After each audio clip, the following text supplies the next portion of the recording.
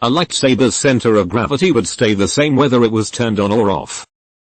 Hence why, upon receiving one, a lot of people would suffer from immediate accidental dismemberment.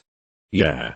If I lived under the old republic, I'd put all my money in the prosthetic limb industry, where the only cost to customers would be an arm and a leg.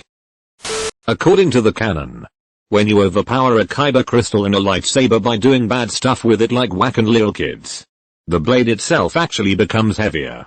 This would be a cool fact if that meant the Sith had to use different fighting styles, but it doesn't, so this is just another piece of irrelevant lore in the ever-expanding SW universe.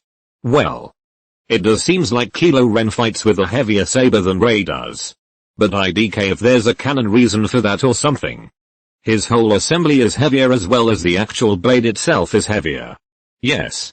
The Sith do have to employ different fighting styles due to the weight of their blades and are more easily able to overpower Jedi who don't expect the heavier blows.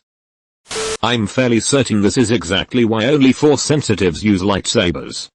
The ability to sense the Force, or the energy of all things, allows them to sense the blade in a manner similar to a normal person sensing weight in a sword. Nah man. The reason Force-sensitive folks are the only lightsaber users is because of their limited ability to see the immediate future and react to it. It's why young Anakin could be the only human to fly a pod racer, why Luke was an ace pilot himself, etc. They know it as a feeling. I know. Don't do that or there's a bit of a hill coming up even when you can't see it on the horizon yet. It's like the real-life equivalent of having played a video game level a dozen times. You may not remember the exact bits that killed you in the past or such, but you know what to do and when to do it not to die. Until you started training, you probably wouldn't even recognize that you were actually sensing the future and changing your actions based on it. You just knew that you always tended to duck and dodge at exactly the right time and didn't really need to think about it. So you pick up this absurdly dangerous kill stick where one mistake will take off your leg or slice your buddy standing behind you in half or slash through the hyperdrive motivator at a very bad time, and all of those stupid things that any normal person might do when they have a butterfingers moment just doesn't happen. Plus, that natural kind of seeing the future reaction time? Yeah. You can block blaster shots with that. Neat. I wouldn't say that only Force sensitive people can use lightsabers, but it would probably be pretty stupid for anyone else too. Totally explains why the first time Luke touches a lightsaber he immediately points it at his face like a fucking dumbass. He already subconsciously knew it wouldn't kill him. Love is eating the burnt pancakes so someone else can have the good ones. Love is also eating the burned ones made for you first to show your appreciation. Even if there were some. The imperfect ones are perfect because they came from you. My dear. Double quote. That just sounds like bullshit. You know.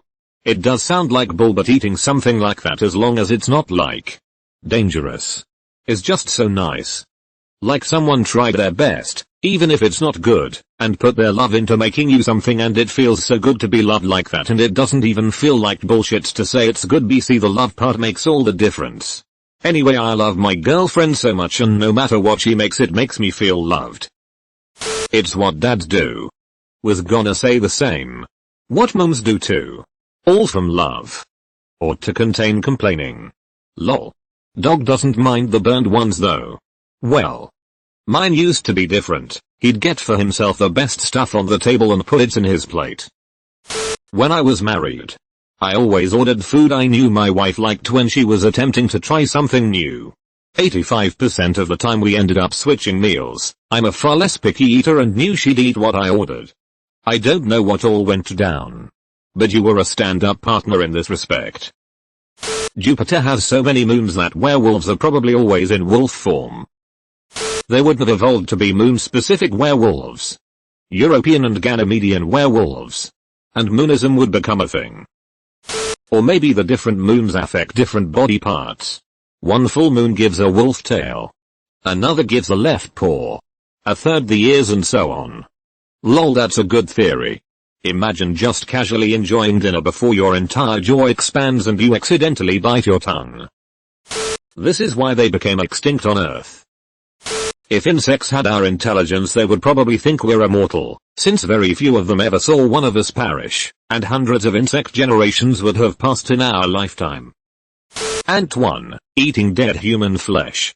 And 2, hey, I thought humans were immortal. And 1, only dumb ants believe that. Puny god. I understood that reference.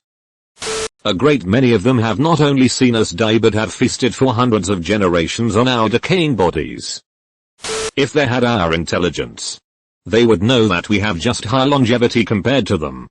Just like we know that Greenland sharks, for example, can live more than 400 years. And don't mate for the first 150 years or some shit. Think about the blue balls, my dude. Actually, sharks don't have balls.